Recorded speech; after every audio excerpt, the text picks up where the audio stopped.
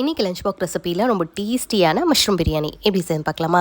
அதுக்கு ஃபஸ்ட்டு ஒரு மிக்சர் ஜாரில் கொஞ்சம் புதினா, கொஞ்சம் சின்ன வெங்காயம், பூண்டு, இஞ்சி, கொஞ்சோண்டு பட்டை, கிராம்பு, ஏலக்காய் போட்டு ஒரு ஃபைன் பேஸ்ட்டாக அரைச்சி தனியாக எடுத்து வச்சுக்கோங்க. அப்புறமா ஒரு குக்கரில் கொஞ்சமாக எண்ணெய், நெய் விட்டுட்டு ஹோல் கரம் மசாலா ஸ்பைசஸ், ஒரு பெரிய வெங்காயத்தை கட் பண்ணி சேர்த்து நல்லா வதக்கி விட்டுருங்க.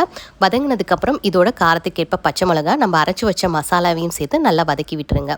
நல்லா வதங்கினதுக்கப்புறம் இதோட கட் பண்ண மஷ்ரூம், கொஞ்சோண்டு பட்டாணி, இதோட கொஞ்சோண்டு தக்காளி சேர்த்துட்டு இதோட கொஞ்சம் மிளகாத்தூள், கரம் மசாலா, கொஞ்சமாக தயிர் சேர்த்து நல்லா கலந்து விட்டுருங்க. நல்லா கலந்து விட்டுட்டு எண்ணெய் பிரிஞ்சு வர வழக்கு வேக வச்சுருங்க. நல்லா எண்ணெய் எல்லாம் பிரிஞ்சு வந்ததுக்கப்புறம் ஊற வச்ச அரிசியும் சேர்த்து நல்லா கலந்து விட்டுருங்க. இன்றைக்கி நான் நார்மல் ரைஸ் தான் எடுத்திருக்கேன். ஒரு கப்பு அரிசிக்கு 3 கப்புங்கிற தண்ணி ரேஷியோவில் ஊற்றிட்டு தேவையான அளவு உப்பு போட்டு நல்லா கலந்து விட்டுட்டு நல்லா ஒரு கொதி வந்ததுக்கப்புறம் குக்கர் மூடி போட்டு மூடி அடுப்பை லோ ஃப்ளேம்லேயே வச்சு ஒரு 10 மினிட்ஸ்க்கு வச்சு எடுத்திங்கன்னா சூப்பரான ரொம்ப டேஸ்டியான மஷ்ரூம் பிரியாணி ரெடி. கண்டிப்பாக லஞ்ச் பாக்ஸ் ரெசிப்பியில் இதையும் ட்ரை பண்ணி பாருங்கள். தேங்க்யூ ஃபார் வாட்சிங்.